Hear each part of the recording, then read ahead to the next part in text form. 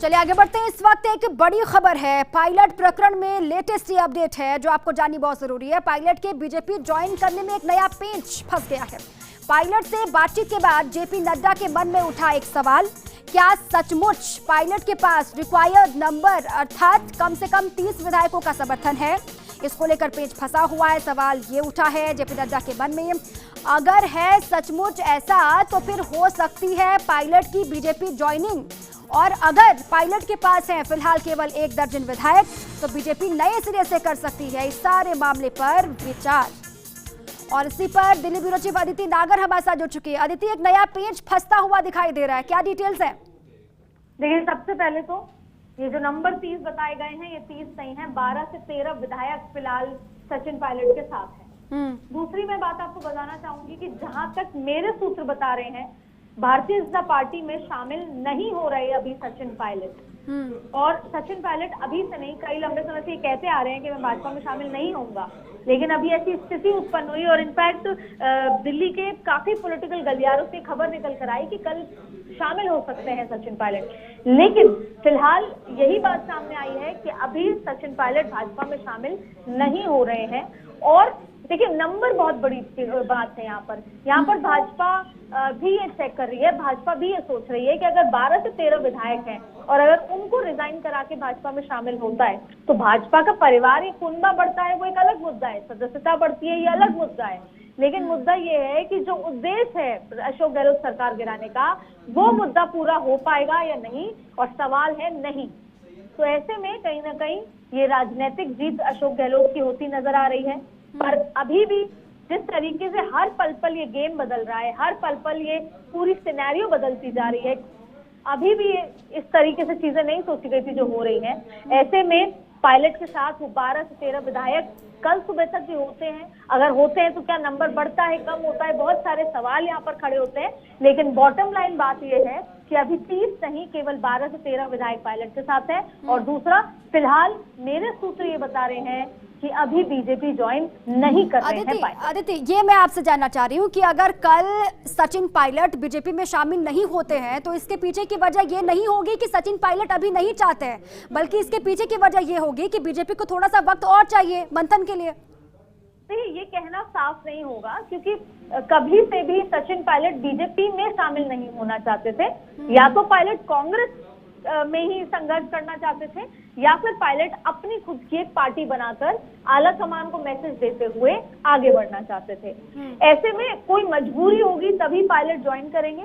लेकिन भाजपा की भी अभी मजबूरी नजर इसलिए नहीं आ रही क्योंकि अगर नंबर बड़े होते तो जरूर भाजपा चाहती कि शामिल हुए, ये शामिल हो जाते, तमाम चीजें होती। लेकिन इसका एक बड़ा सवाल है, अगर ये लड़ाई कुर्सी की थी, अगर ये लड़ाई मुख्यमंत्री पद की थी, तो भाजपा में पहले से ही लंबी छड़ी है मुख्यमंत्री पद के दावेदारों की।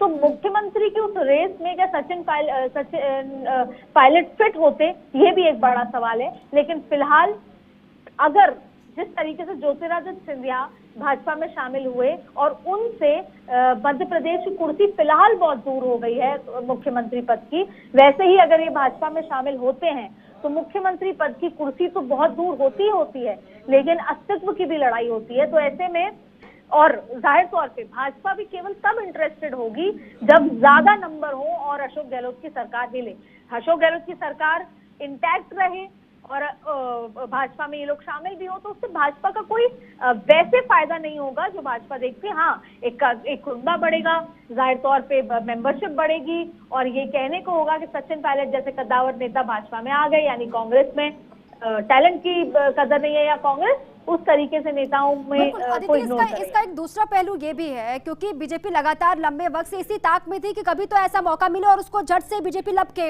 अब जब बीजेपी के पास ये मौका है तो फिर बीजेपी देरी नहीं करेगी, आगे बढ़कर हो सकता है कि कल ही इस पर प्रोसीजर जो है वो आगे बढ़े, जो चल रही है प्रक्रिया उसको बीजेपी आगे बढ़ाए। लेकिन हर बात का सिर्फ एक ही सवाल ये है कि क्या उतने नंबर हैं जो सक्षम है अशोक गहलोत सरकार को गिराने में, और उसका जवाब फिलहाल नहीं है, क्योंकि उतना नंबर अभी नहीं है।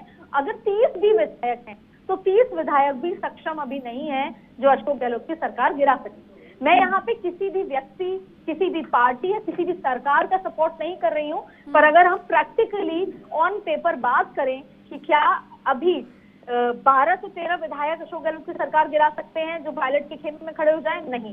क्या 30 विधायक सरकार गिरा सकते हैं? नहीं। सवाल यह है कि उन 30 विधायकों के साथ और कितने निर्दलीय विधायक हो या और कितनी संख्या बढ़ सकती है, क्योंकि अगर 1/4 विधायक भी रिजाइन करते हैं और अगर दूसरा पार्ट है कि 2/3 विधायक रिजाइन करते हैं, बहुत सारे अलग अलग फैक्टर्स हैं जो अभी होते हुए मुमकिन नहीं दिखाई दे रहे। और जो हमारे सूत्र हैं वो बोल रहे हैं कि केवल पायलट के साथ 12 से 13 विधायक हैं और ऐसे में अशोक गहलोत की सरकार को कोई अस्थिर नहीं कर सकता। और ये उद्देश्य जो भारतीय जनता पार्टी का है कि वो अशोक गहलोत की सरकार को अस्थिर करे, वो भी उनका जो पूरा नहीं हो पा रहा उद्देश्य। तो ऐसे में भाजपा भी कंफ्यूज है और ऐसे में पायलट भी कहीं ना कहीं भाजपा में जाने में इंटरेस्टेड नहीं होंगे और शायद भाजपा में जाएंगे तो उनके आगे के क्या विकल्प हैं, ये भी एक बहुत बड़ा सवाल है कि वो उन 15 लोगों को क्या दिला पाएंगे। देखिए, मैं आपसे एक सवाल ये करती हूँ, 15 एमएलए हैं, वो भाजपा में शामिल होंगे तो उनको क्या मिलेगा वहां पर? यहाँ पर वो अपने क्षेत्र में विधायक है, यहाँ पर वो रिजाइन करेंगे, रिजाइन करके जब वहां जाएंगे तो क्या दोबारा चुनाव होगा? कहाँ उनको क्या चीज मिलेगी? देखिए, पॉलिटिकल लड़ाई में यही पूछा जाता है कि एक हाथ से दे रहे हैं तो दूसरे हाथ से क्या मिल रहा है आपको। तो ये बहुत सवाल है कि या फिर संख्या इतनी बड़ी हो कि सरकार गिरे और फिर सरकार में दोबारा आए, 6 महीने बाद दोबारा चुनाव हो, या वो अपनी दूसरी एक पार्टी बनाए। तो बहुत ज्यादा विकल्प ये है कि दूसरी पार्टी बनाए, जीरो से ग्राउंड वर्क करें, अपने साथ गुर्जर के साथ साथ जो बाकी की 36 कौमें हैं उनको साथ लेके चलें और फिर एक अपनी पार्टी खड़ी करें। वो एक अलग मुद्दा है, लेकिन ये बात तय है कि बहुत बोल्ड स्टेप सचिन पायलट ने यहाँ पर उठाया है, बहुत ही इसे कह सकते हैं करेजियस स्टेप उठाया है कि उन्होंने हेड ऑन गांधी से पंगा लिया है, हेड ऑन गांधी को मैसेज देने के लिए इतना बड़ा उठाया है। लेकिन देखिए, राजनीति में क्या होता है, या तो आप आगे बढ़ते हैं या आप एकदम पिछड़ जाते हैं। तो ये जो स्टेप है, ये आने वाला वक्त बताएगा कि पायलट को करियर में ग्रोथ दे गया, या पायलट जो मैसेज आला कमान को देना चाहते थे वो प्रॉपरली पहुंच पाया, या पायलट का करियर यहाँ पर ग्राफ नीचे होता हुआ नजर आया। ये बहुत सारे सवाल हैं जो आने वाले वक्त दिखाएगा, लेकिन फिलहाल फर्स्ट इंडिया ये जानकारी दे रही है कि अभी जो आंकड़े हैं वो 12 से 13 के हैं और उसके अलावा लेकिन उनके अदिति आप ये कह रही हैं कि अभी जो समर्थन है सचिन पायलट को, जो विधायक उनके साथ है, उनकी संख्या 12 से 13 की है, लेकिन जो स्टेटमेंट आता है सचिन पायलट की तरफ से उसमें वो दावा करते हैं कि उनके साथ 30 कांग्रेस के विधायक तो हैं ही, साथ में कुछ निर्दलीय विधायक भी हैं जो उनके साथ हैं।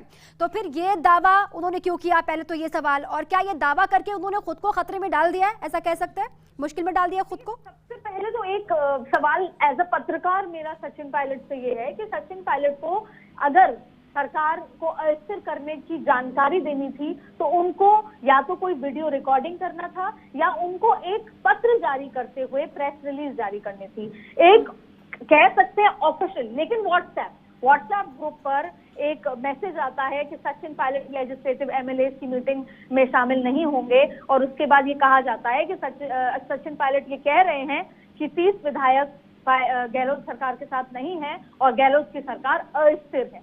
तो जाहिर तौर पे सभी ने उसको एक ऑफिशियल स्टेटमेंट की तरह लिया, लेकिन ये बात अगर पायलट खुद अपने मुंह से या एक प्रेस रिलीज जारी करके कहते तो ज्यादा बेहतर होता।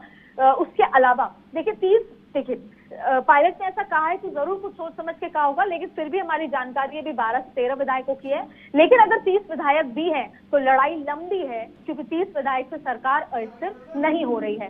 तो यानी कि कोशिश जारी है, 30 में और विधायकों के नंबर बढ़ाने की कोशिश जारी होगी। लेकिन ऐसे में भाजपा में शामिल होकर क्या वो मुख्यमंत्री बनेंगे? क्या गजेंद्र सिंह शेखावत, वसुंधरा राजे या अर्जुन राम मेघवाल या तमाम तरह के नाम यहाँ पर हैं, ओम माथुर हैं, ये तमाम जो उस रेस में हैं, ओम बिरला हैं, तमाम जो मुख्यमंत्री पद के रेस में है, उनका क्या होगा जो इतने समय से भारतीय जनता पार्टी की सेवा में थे? और अगर वो भाजपा में नहीं जाते तो ऐसे में फिर वो क्या अपनी दूसरी पार्टी बनाएंगे? और सरकार नहीं भी गिरती अशोक गहलोत की और फिर भी वो भाजपा में जाते हैं तो सचिन पायलट का क्या होगा? सवाल यहाँ बहुत सारे हैं, लेकिन फिलहाल जवाब सचिन पायलट के भविष्य को लेकर भी चर्चाएं शुरू हो गई। अदिति, बहुत शुक्रिया आपका।